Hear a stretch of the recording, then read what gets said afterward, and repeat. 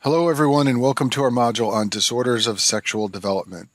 I'll begin by discussing sex chromosome disorders. These are disorders that can lead to abnormal sexual development, but they're actually not the major focus of this video today, but I want to briefly review these to make an important distinction. So in sex chromosome disorders, there is aneuploidy, meaning an abnormal number of sex chromosomes. So for example, in Turner syndrome, girls born with this condition are usually 45X. They're missing one X chromosome. In Klinefelter syndrome, boys are born with an extra X chromosome usually, so they are 47XXY. And I talk about both of these disorders in the genetics section. They can both lead to abnormal sexual development. There's also a third sex chromosome disorder you should be familiar with for step 1 of your boards. That's called double Y males. These are males with an extra Y chromosome. They're usually normal appearing and have normal fertility, but they are tall, sometimes with severe acne. And the major issue here is that they often develop learning disabilities and autism. But in all of these conditions, the problem is that you have too many or too few sex chromosome disorders. And these are different from what we're going to talk about in the rest of this video, which are disorders of sexual development.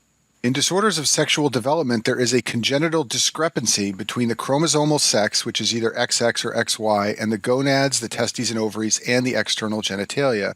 So individuals with any of the disorders we're going to talk about in this video have a normal number of sex chromosomes. They're either XX or XY. But for one reason or another, their gonads and their genitalia do not develop normally. First, let's briefly review normal sexual development, which I discuss in more detail in the video on genital embryology. Always remember that the default genital development in humans is female. In order for male development to occur, special factors have to be present. These include testosterone, dihydrotestosterone, and Müllerian inhibitory factor. So disorders of sexual development occur when there are presence of some of these male factors in a female with two X chromosomes, or there is an absence of one of these factors in a male with an X and a Y chromosome. And so as you can imagine, when a baby is born and there is a suggestion of a disorder of sexual development, a key test is a karyotype. What you want to know is, what is that baby's chromosomal sex? Is it XX or XY? Once you know that, you can look for the presence or absence of other factors that may have led to abnormal sexual development. And here's a slide showing all the factors required for male genital development. First of all, there needs to be a Y chromosome with the SRY gene. That gene codes for testis determining factor, which turns the gonads into testes. The testes will have Sertoli cells, which secrete Müllerian inhibitory hormone, and that causes the Müllerian system, the female system, to degenerate.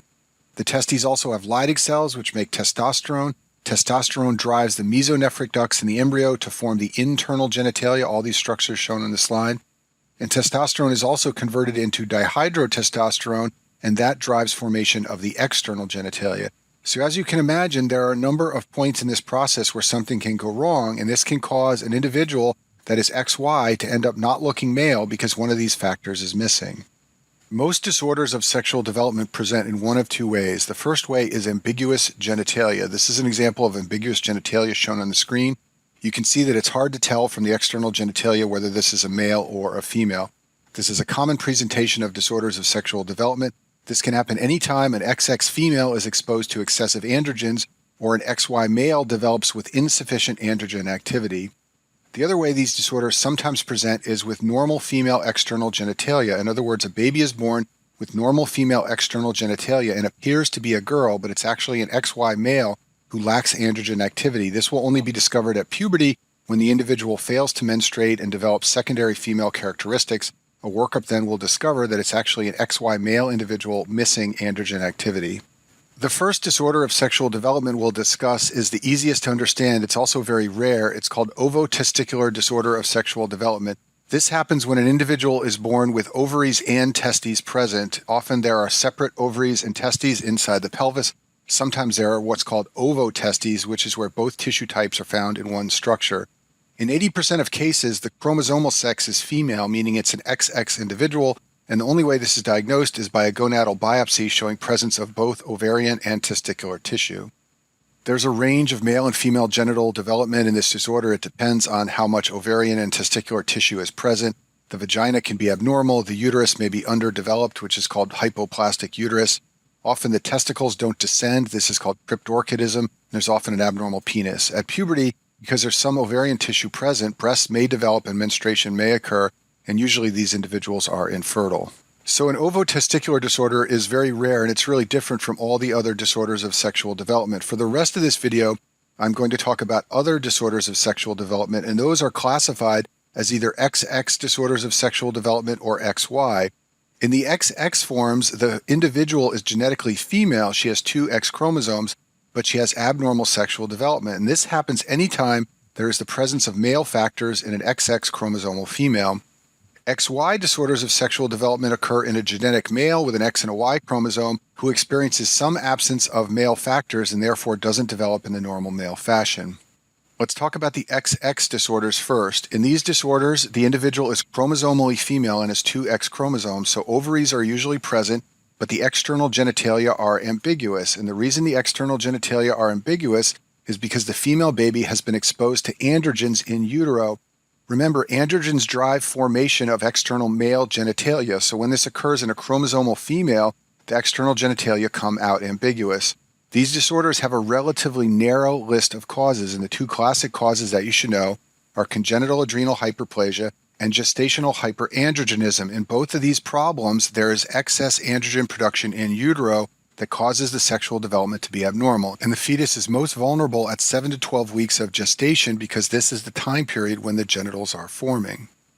In the endocrinology section, I talk about congenital adrenal hyperplasias, and the classic congenital adrenal hyperplasia disorder is a 21-alpha hydroxylase enzyme deficiency. When children are born deficient in this enzyme, they cannot synthesize cortisol. As a result, the pituitary increases its release of ACTH, and this causes the adrenal gland to become hyperplastic. That's why it's called adrenal hyperplasia. In addition to the inability to make cortisol, the adrenal gland in individuals who are deficient in 21-alpha hydroxylase also cannot make aldosterone normally. These babies can, however, make normal levels of androgen, so because cholesterol cannot be shunted to cortisol and aldosterone, it all gets shunted towards androgen production, and excess androgens are produced. And in a female baby with two X chromosomes, that will lead to a disorder of sexual development because the high levels of androgens coming from the adrenal gland should not normally be present in a female child. 21-alpha hydroxylase deficiency is the classic cause of congenital adrenal hyperplasia. It's responsible for 90% of cases. Depending on the severity of the enzyme deficit, there can be low cortisol symptoms, which often manifest as hypoglycemia. There can also be symptoms from low mineralocorticoid activity, meaning low aldosterone levels. This can lead to salt loss, which causes the child to be volume depleted. It can also lead to hyperkalemia. And then the androgen symptoms depend on the chromosomal sex of the child. So if it's a girl, that girl will have ambiguous genitalia because of all the excess androgens. If it's a boy, that boy will develop precocious puberty. The excess androgens aren't going to cause the boy to develop like a female. It will still look like a boy, but puberty will occur at a much earlier age because of all the androgens coming from the adrenal gland. Another cause of XX disorders of sexual development is gestational hyperandrogenism. In this problem, there is a maternal source of androgens when the mother is pregnant. What this means is that the baby may develop as a male if it's an XX female baby, but in addition, the mother will develop signs and symptoms of androgen excess. So typically during pregnancy, the mother develops hirsutism and virilization. This means she may have facial hair growth, her voice may deepen, and she may develop acne. This is all from high androgen levels during pregnancy. In addition, if she happens to have a female fetus in her belly, this will lead to virilization of the female fetus. So what can cause this during pregnancy? Well, there are rare gestational masses. The most common is an ovarian mass called a luteoma. It can secrete testosterone and dihydrotestosterone to cause this problem. In addition, sometimes for various reasons, mothers need to take progestins or androgens when they are pregnant. For example, some women are given progestins for threatened abortion, and progestins have some androgen activity, and that can cause this problem as well. Another way that high levels of androgens can develop during pregnancy is if the placenta lacks the enzyme aromatase. This is rare, but sometimes the placenta does not have activity of this enzyme. Normally, the placenta synthesizes estradiol and estrogen from testosterone and androgen. This requires the enzyme aromatase, so if aromatase is deficient, then androgens will build up in excess. Shown at the bottom is the pathway by which the placenta synthesizes estradiol and estrogen. So androstenedione is converted to testosterone, and then aromatase converts testosterone into estradiol. So if the placenta lacks aromatase, then the levels of testosterone and androstenedione will build up. These can cross the placenta and enter the maternal circulation. This means that if the baby is XX, the baby will become virilized and develop male features such as ambiguous genitalia. But in addition, the mother will develop virilization like we talked about before, She may develop facial hair and acne, and her voice may change. Now let's talk about the XY disorders of sexual development. In these disorders, the individual is chromosomally male because they have an X and a Y chromosome, so testes are usually present, although not always. We'll talk about that in a minute. The external genitalia may be ambiguous or may be female. Remember, when there's a disruption in any of those many factors necessary for male development, the baby may be born appearing to be female. And in general, these disorders happen anytime a male baby, meaning a baby with an X and Y chromosome, is underexposed to androgens in utero. There are many potential causes of XY disorders, many more than the XX disorders. These disorders are more complicated because male development is so much more complicated. But the three causes that you should definitely know for step one are gonadal dysgenesis, a 5-alpha reductase deficiency, and androgen insensitivity. In addition, there are some other causes. There are rare forms of congenital adrenal hyperplasia, where male babies cannot make androgens, and there are rare defects in testosterone synthesis, but we'll focus on these three causes in the next few slides. Swyer syndrome is also called XY gonadal dysgenesis. This is when an XY chromosomal male is born, but the gonads do not develop. That's why it's called dysgenesis. This will be a female baby with XY chromosomes and no ovaries. Remember, the gonads do not develop, so there are no testes or ovaries, but chromosomally, the individual is a male with an X and a Y chromosome. Instead of gonads, what these babies have are called streak gonads. The gonadal tissue is mostly fibrous tissue, and there is a risk of malignancy developing in the streak gonads, so they are often removed surgically.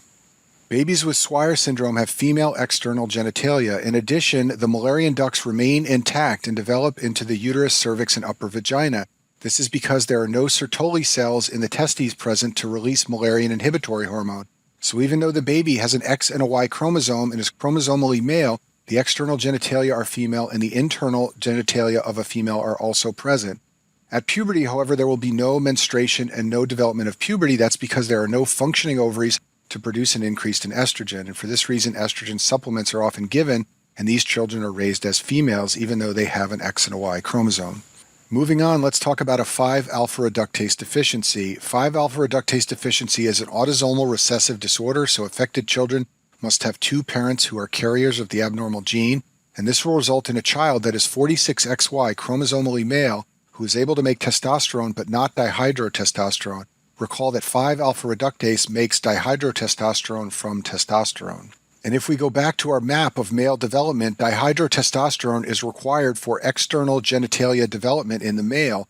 So in a baby that cannot make dihydrotestosterone, the external genitalia will not develop as male and will appear to be female. However, the internal genitalia, which only require testosterone, will be male, and the testes will also form, which means Sertoli cells will release Müllerian inhibitory hormone, and that will lead to degeneration of the Müllerian structures, so there will be no uterus, cervix, or upper vagina present. So I've summarized these points on this slide. A 5-alpha reductase deficiency occurs in a chromosomal male with an X and a Y chromosome. That male will have normal internal male genitalia, so there will be an epididymis, a vas deferens, and presence of seminal vesicles. These will all connect to a blind-ending vagina. The external genitalia are predominantly female, and especially in a board question, there will be an absence of external male genitalia. In actual practice, there's a range of female genitalia seen. Sometimes the genitalia appear ambiguous. And then at puberty, this is interesting, there's usually masculinization. This is because at puberty, the testes begin producing more testosterone. This leads to muscle growth and development of male features, and some of that testosterone, it turns out, can get converted to DHT at the time of puberty, and this can lead to more masculinization. So the typical case is an XY chromosomal male with ambiguous genitalia, or it may be a female child that develops masculinization at puberty. If you do imaging of the abdomen and pelvis, there will be bilateral undescended testes. Importantly, the testosterone levels are entirely normal because the testes can make testosterone normally. Also on imaging, you can find a vas deferens and a seminal vesicle and all the internal male structures, but you won't see any internal female structures, so there will be absence of a uterus, and the vagina ends in a blind pouch with no cervix present, and externally there is missing or abnormal male external genitalia. Next, let's talk about the complete androgen insensitivity syndrome, which is a mutation of the androgen receptor that occurs in chromosomal males with an X and a Y chromosome, so that in this disorder, these male children, even though they have an X and a Y chromosome, cannot respond to androgens.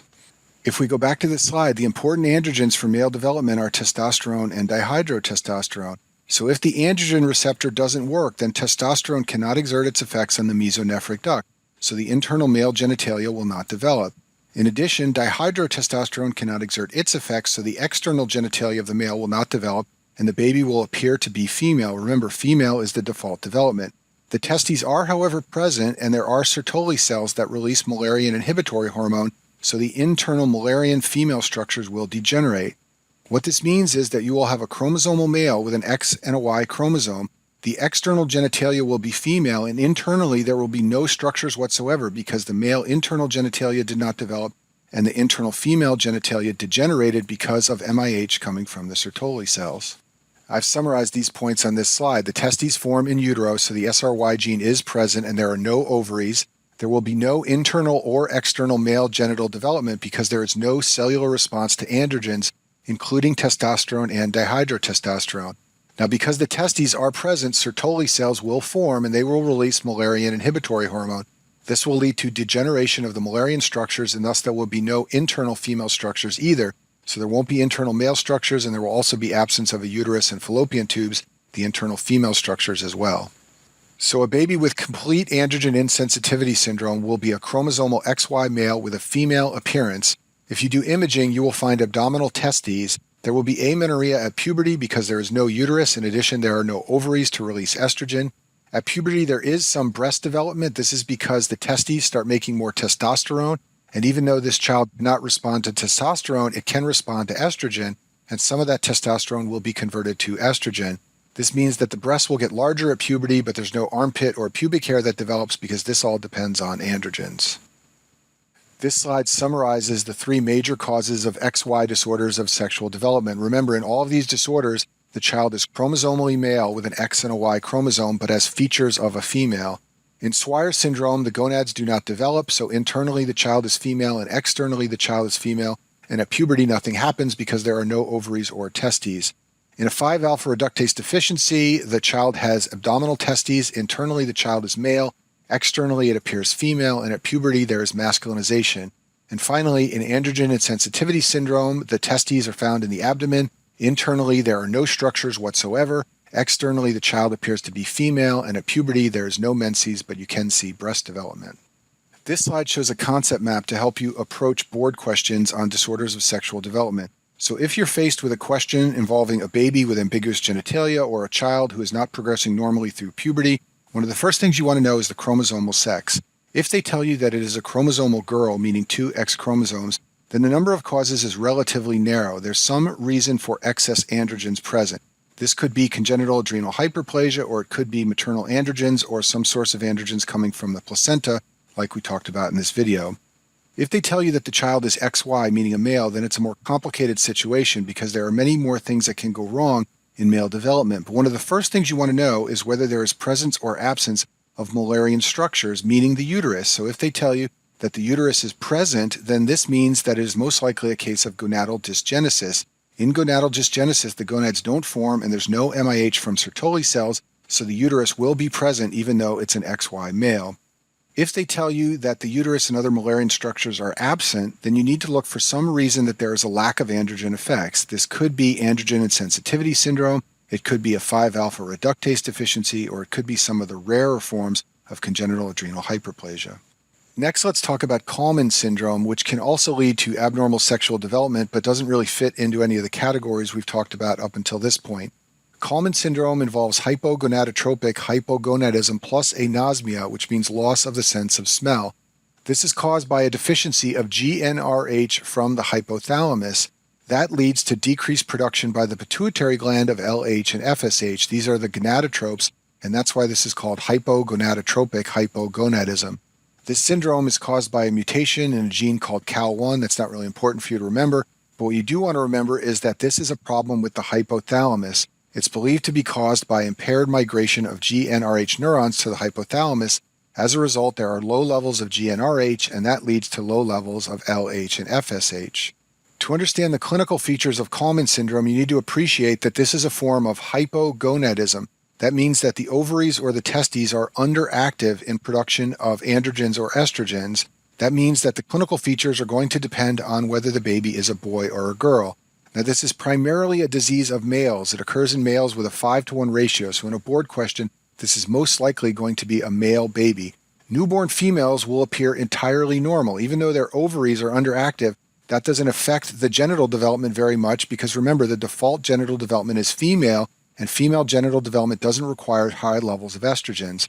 Newborn males may have problems at birth. It depends on the severity of the syndrome. If they have very low levels of testosterone coming from their testes, then they may have a small penis. This is called micropenis, or they sometimes have cryptorchidism where the testes don't descend into the scrotum.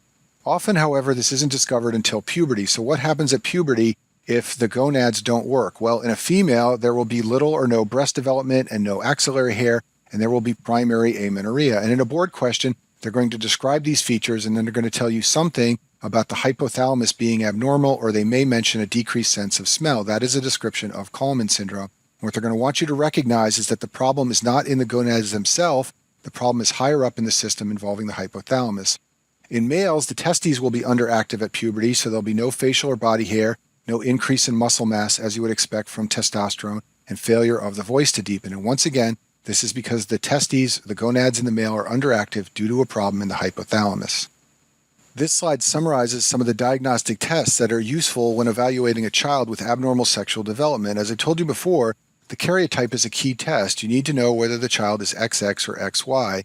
Abdominal imaging can also be helpful. This can identify the presence of abdominal testes, especially in a child that appears to be female. It can also identify the uterus, which is an important Müllerian structure. The level of 17-hydroxyprogesterone is often measured. The reason for this is that this intermediate in steroid synthesis is elevated in congenital adrenal hyperplasia from 21-hydroxylase deficiency. And remember, this is the most common form of congenital adrenal hyperplasia. So by measuring this level, it's basically a screening test for the most common type of CAH. And then finally, you can also measure the levels of testosterone and dihydrotestosterone. In complete androgen insensitivity syndrome, both levels will be elevated. However, the level of dihydrotestosterone will be low in a child with a 5-alpha reductase deficiency. I'll finish with this slide on luteinizing hormone. Luteinizing hormone is a gonadotrope secreted by the pituitary, and in the male, there is negative feedback on the pituitary by testosterone, so LH levels should be low when testosterone is high, and they should be high when testosterone levels are low. And on your boards, they love to ask you these up-down arrow type questions to see if you can predict the level of luteinizing hormone in a particular male disorder. So let's go through that now by reviewing this table. So if the gonads in the male fail for any reason, there will be low testosterone levels because the gonads aren't working, and the pituitary will respond by releasing lots of LH, so the LH level will go up. If there's a tumor in the male producing testosterone, then the testosterone level will be high, but it's not coming from the gonads, it's coming from the tumor. The pituitary will respond by decreasing the level of LH. If a male child is exposed to exogenous testosterone, then once again the testosterone level will be high and the LH level will be low. If the pituitary gland fails for any reason, then the testosterone level will get low, and the reason it will be low is because LH is not being released from the pituitary gland to drive the testes.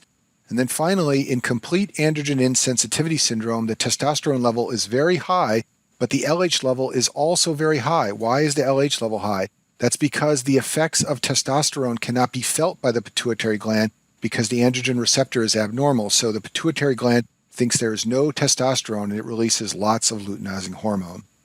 And that concludes our video on disorders of sexual development.